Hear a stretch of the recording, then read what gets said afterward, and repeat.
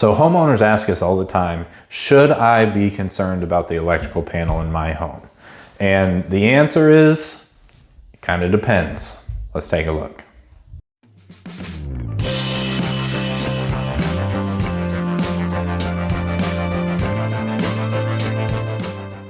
There's a lot of factors that go into determining if your electrical panel needs to be replaced.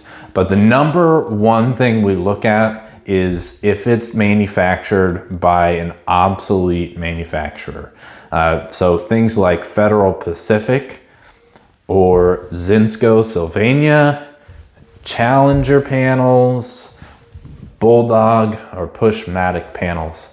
Those four manufacturers, if you do any kind of Google search about what's a hazardous panel, those four are going to come up.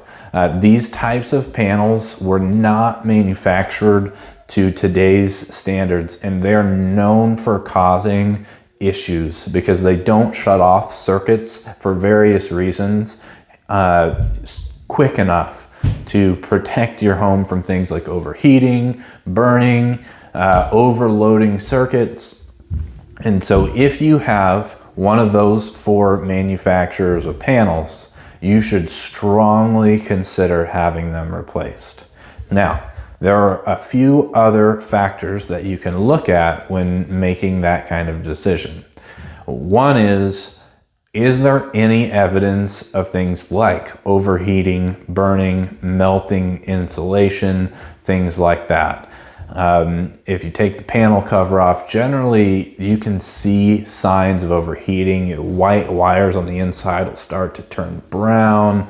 Sometimes the insulation literally can melt. I've personally witnessed a Challenger electrical panel that was still in use where several of the wires were cherry red because they were so hot and they were not shutting the circuits off. And so if you have a scenario like that, you should definitely have that panel replaced. But that's just one of the signs that you can look for if you're maybe on the fence about it or not sure it's been working all this time. But the reality is an electrical panel, just because it's providing power to your home, doesn't mean it's working. The actual job of an electrical panel is actually to shut power off when there's an overload or overheating, and it may not be doing that job unless you've tested it properly.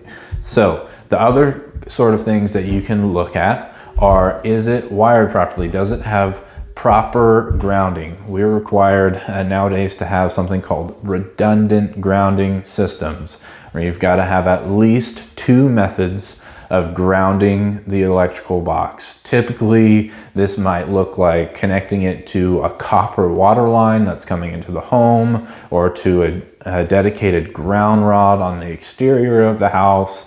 There are a lot of different ways to ground an electrical panel, but those are something that you definitely want to have installed in your panel, as well as just making sure that the wiring generally inside your panel isn't overloaded, that there's not multiple wires landed under individual screws, things like that. This sounds like a lot of information though. The most important thing to note is panels are not designed to last forever.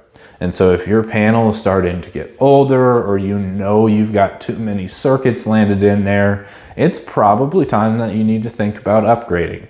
So just as a recap, if you've got a Federal Pacific, a Zinsco, a Pushmatic, or a Challenger panel, or you know that panel is more than 30, 40, 50 years old, fuse boxes too are very old typically. If you know that they've got issues, you should really consider calling a qualified electrician. If you're in the Kansas City area, call Eastside Electric. We'll come out, we'll do a full evaluation of the panel and the entire electrical system, and we'll give you some options. And we're not going to try and sell you things that you don't need, but we are going to make you aware of the safety and functionality of your home's electrical system. So if you are not sure about your home's electrical safety, don't wait until it's too late. Get ahead of it, make the phone call today.